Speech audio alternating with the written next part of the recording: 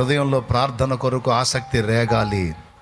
ప్రార్థన విషయంలో చల్లారిపోయిన మీ మంట తిరిగి ప్రజ్వలించాలి. దేవుని పాదముల చెంతకు పరుగులెత్తాలి.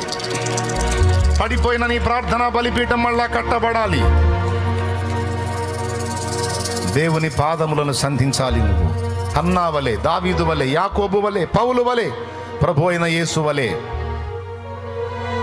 మీకు తెలుసా, నా తండ్రి ఇంకా ప్రార్థన మానుకోలా. నా యేసయ్య ఇంకా ప్రార్థన మానుకోలా. తండ్రి కుడి పార్శ్వం నుండి ఈ రోజు కూడా మన కోసం ఆయన విజ్ఞాపన చేస్తానే ఉన్నాడు.